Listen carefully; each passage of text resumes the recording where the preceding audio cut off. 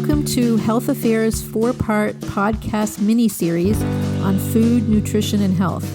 I'm Ellen Bayer, and I'm the senior editor at Health Affairs. So before we get into today's episode, I just want to give a little background. We are releasing the 4 episodes of this mini-series on consecutive Wednesdays, leading up to and continuing with the publication of our April 2025 theme issue on food, nutrition, and health. In these first 2 episodes, we are interviewing experts who have co-authored health policy briefs that we've published on food, nutrition, and health. And in the 3rd episode, my colleague Jessica Bylander and I will give kind of an insider's guide to the April issue. And in the 4th episode, we will hear from the author of the Narrative Matters essay that is being published in the theme issue. So in today's episode, we are focusing on the topic of water insecurity. And I will put the link to our health policy brief on the topic in the show notes. I am so pleased to be here with Dr. Na'Taki Osborne Jelks, who is an assistant professor in the Environmental and Health Sciences Department at Spelman College. Dr. Osborne Jelks is a co-founder of the West Atlanta Watershed Alliance, which is a community-based environmental justice organization that is working to foster a cleaner, greener, and healthier West Atlanta through community engagement efforts and participatory research. Dr. Jelks, welcome to the show, and thank you so much for joining me. Thank you so much for having me. So as our listeners know, the topic of food insecurity has been covered quite a bit in the health policy literature in the context of social determinants of health. But for some reason, the topic of water insecurity doesn't seem to get as much attention, at least in the health policy context. So to start us off, could you explain what is water insecurity and how common is it in this country? We, hear a lot and oftentimes read a lot about food insecurity. But water insecurity really goes hand in hand with food insecurity. And when I refer to water insecurity, I'm talking of the insufficient quantity or quality of water to support, our everyday activities, to support health, to support our livelihoods and ecosystems, and also to support, business enterprises that also rely on the use of water. We can also talk about water insecurity in the context of having unacceptable levels of water-related risk. And this can be risk to people, to human health, to environments, as well as to our economy. Got it. So what are some of kind of the main similarities and differences between water insecurity and food insecurity, and particularly when it comes to what we know and don't know about each of these topics? With food insecurity, and I'm not an expert on food insecurity, but I think at its core, when we think about, water insecurity and food insecurity, we're talking about, having access to or not having access to sufficient resources to be able to, sustain life, to sustain well-being, et cetera. And so, when we think about folks who are living in communities where they may not have access to healthy and affordable foods, there are also folks we know who live in communities that who don't have access to clean and healthy water resources, whether it's water for everyday activities, for plumbing and sanitation, et cetera. And so in terms of what we don't know, I think there's a lot around water that relates to our infrastructure. I think folks would be surprised to know that there are millions of people, in fact, over 2 million people in the United States who live without running water and without indoor plumbing. And that's a huge number. And so that's something that maybe isn't, as well known. We're talking about in urban spaces as well as in rural spaces as well. And folks, don't often know that. I think we might be maybe a little bit more familiar with some of the statistics around food insecurity and the fact that there are a lot of folks who live in communities that just don't have reliable access to affordable and healthy foods. One other thing that I'll say in terms of some of the similarities that people may or may not have made the connection to is that oftentimes the culprits with respect to communities that don't have ready access to healthy and affordable foods, and folks who are living in communities in which their water resources are also compromised. They share sort of a common cause. A lot of this is a result of historical housing discrimination, residential segregation, in some cases, the lack of housing. Unhoused populations are challenged with both water and food insecurity. And then also, there's oftentimes not enough investment into infrastructure. When I think of water infrastructure, we've had a reduction in federal funding for water infrastructure historically, over decades. We've seen some upticks in that, in the past 4 years, but we're not quite sure where we're headed in the future. So how does the issue of water insecurity tend to affect people's health and well-being? So water insecurity impacts health and well-being in a number of ways. If we first just start with thinking about poor water quality, poor water quality can contribute to a number of illnesses and poor health outcomes.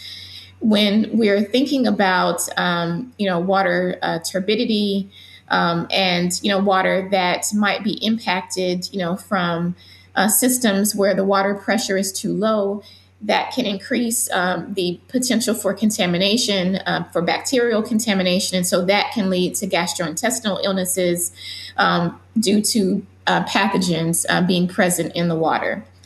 When we think of situations where water might be contaminated with chemicals, then this can, exposure to that water can lead to a number of chronic disease conditions.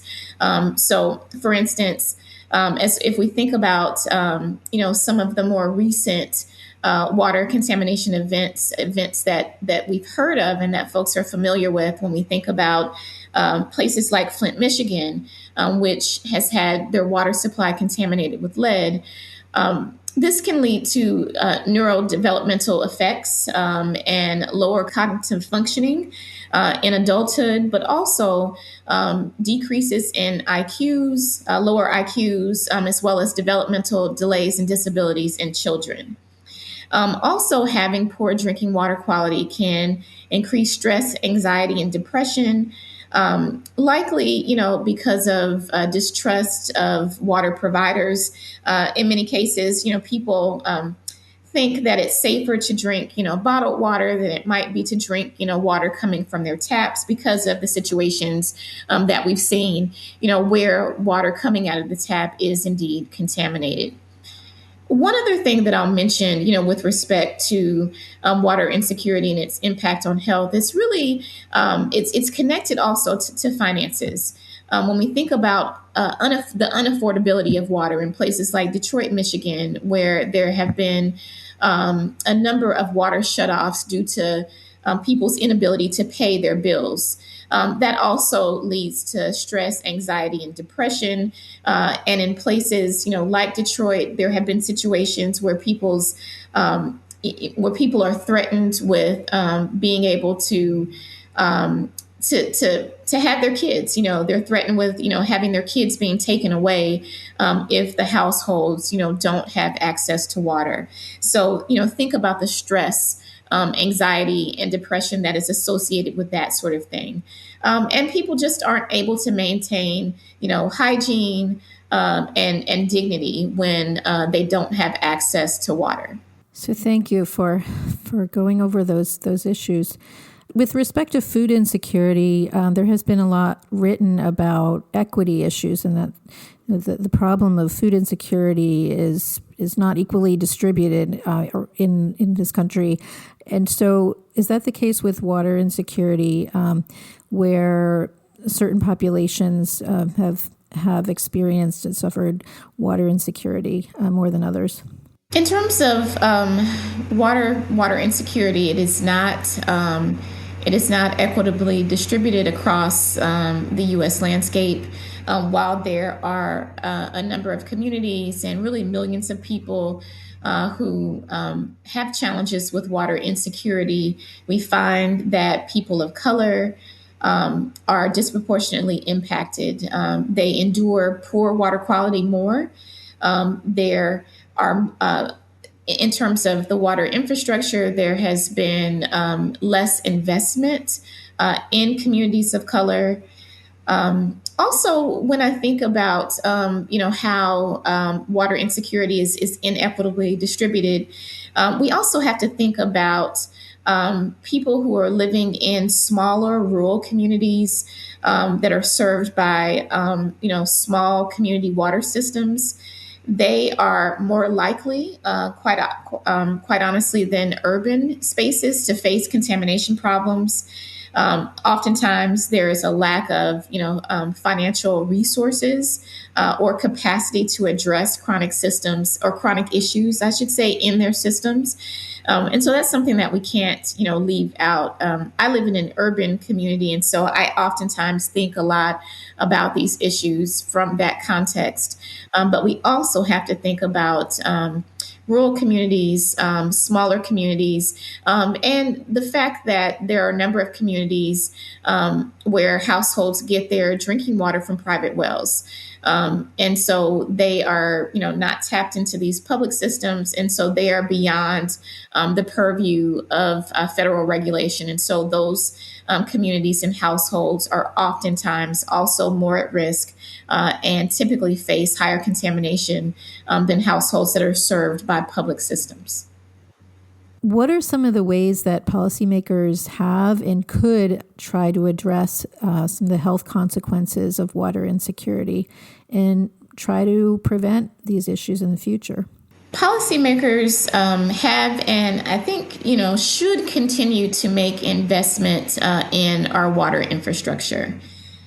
There is a need to have a huge investment in drinking water as well as sanitation infrastructure upgrades. A lot of our water infrastructure across the country is aging, and in many cases, is also insufficient. When we think about it, both from a drinking water perspective, but also in terms of dealing with wastewater, as well as issues around, stormwater. As we think about, climate change and the context around climate change and how these challenges can be exacerbated by climate change. There is a need to be really forward thinking and to make these investments now before things really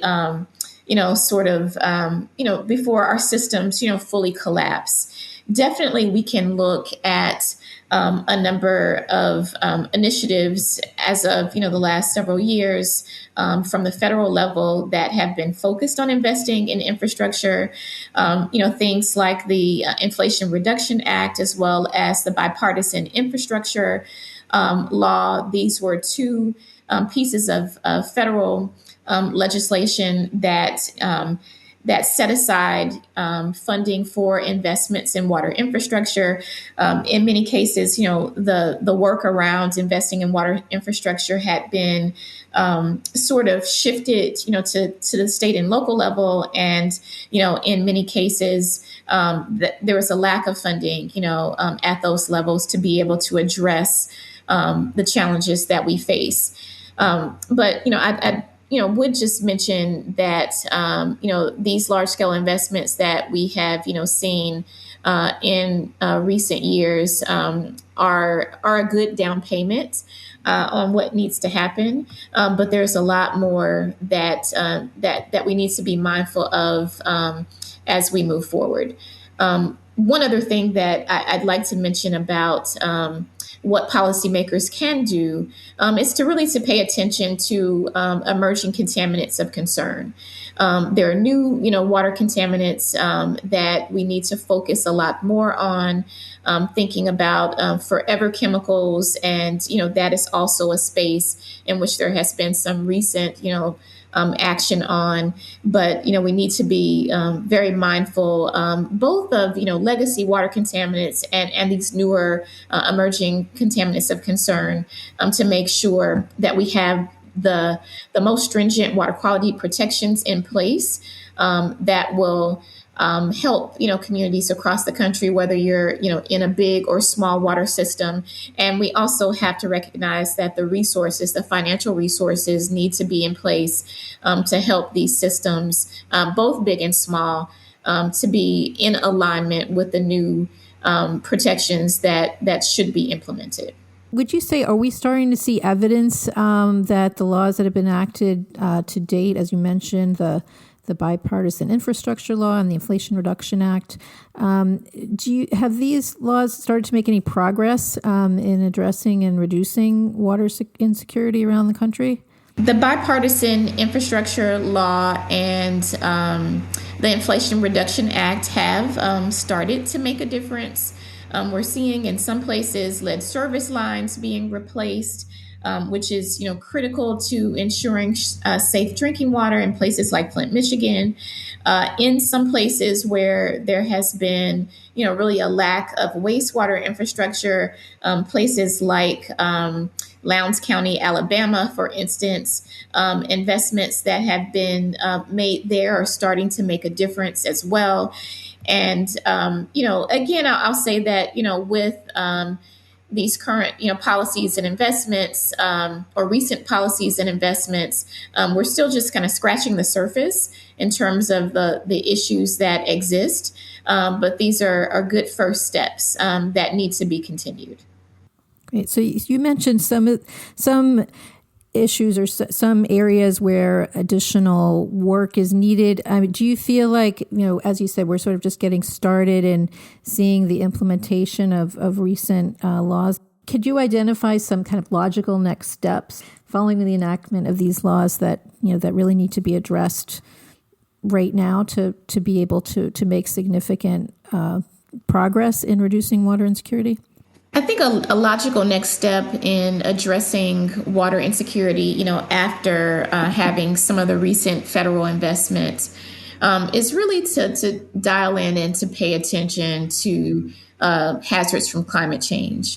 As new investments are being made, and there obviously continues to be a need to make other investments. But I think we've got to really pay attention to vulnerability in a number of the communities that are already impacted by water insecurity, and how that vulnerability will be further exacerbated, by climate change. And so we've got to make, I think, some anticipatory investments in things like disaster preparedness and other climate resilience efforts based on, what we expect to happen. I also think that really moving, in a space of shared water governance in local communities is really important as well, to make sure that we're addressing the historic inequities that we see in a number of communities.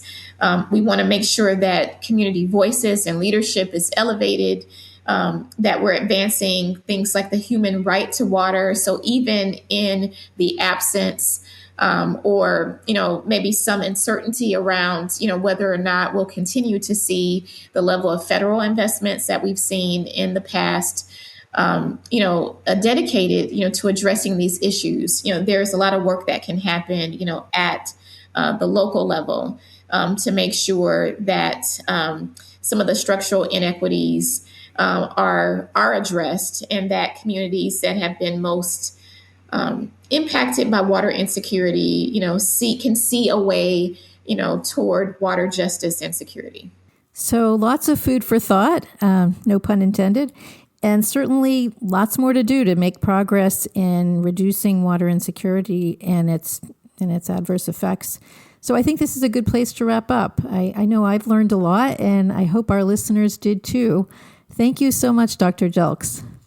Thank you so much again for the invitation. Well, thank you so much, Dr. Jelks, and thank you, our listeners, for joining us. And keep an eye out for the release of our April theme issue on food, nutrition, and health, which will be on Monday, April 7th. And we hope that you will join us for the virtual briefing that we will be holding on Tuesday, April 8th from 1 to 4 p.m. Eastern Time, in which authors whose papers are in the issue will speak about their work. Thank you.